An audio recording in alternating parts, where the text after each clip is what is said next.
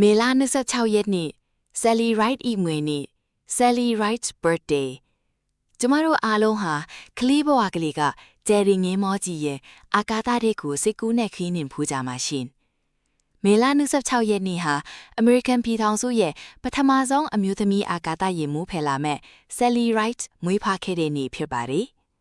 သူမရဲ့ဘဝဟာကျမတို့ရဲ့အိမ်မက်တွေဘလောက်ပဲကြီးမားပါစေကိုးစားရင်ပြည့်မြောက်နိုင်တယ်ဆိုတာကိုသက်သေပြခဲ့ပါတယ်။ငယ်စဉ်ကလေးကတိတ်ပံနဲ့အာကစားကိုဝါသနာပါခဲ့သူဆယ်လီဟာသူမရဲ့ထက်မြက်မှုနဲ့ဇွဲလုံလိုက်တဲ့ကြောင့်အာကာသတွေကိုပြန်ထမ်းဖို့အခွင့်အရေးရခဲ့ပါတယ်။သူမဟာအမျိုးသမီးတွေအတွက်လမ်းပွင့်ပေးခဲ့တဲ့ရှေ့ဆောင်သူတဦးပါ။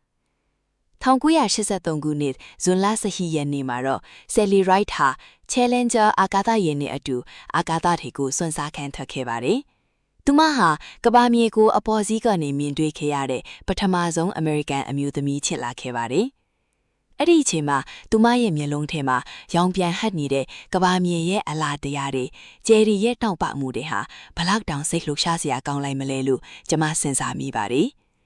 ဒီခရီးစဉ်ဟာတိတ်ပံပညာတတ်သားမကလူသမိုင်းတက်ပါအမတ်အသားပြုခဲ့တဲ့ခရီးစဉ်တစ်ခုဖြစ်ပါတယ်။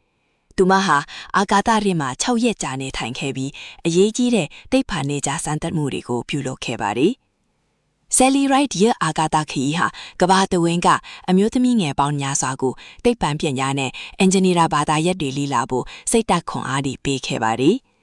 သူမဟာလိင်ပိုင်းဆိုင်ရာခွဲခြားဆက်ဆံမှုတွေကြားကနေထူးဖောက်အောင်နေခဲ့ပြီးအမျိုးသမီးတွေလည်းအိမ်မက်တွေကိုအကောင့်အထည်ဖော်နိုင်တယ်ဆိုတာကိုလက်တွေ့ပြသခဲ့ပါတယ်။သူမရဲ့ရဲစွမ်းတတိနဲ့ဇွဲလုံလားတွေဟာယနေ့ခေတ်အထိကျမတို့အတွက်လုံဆော်မှုတစ်ခုဖြစ်နေစေပါတယ်။ Sally Wright ဟာအာကာသထဲကကျဲတပွင့်လို့ထာဝရတောက်ပနေမှာပါ။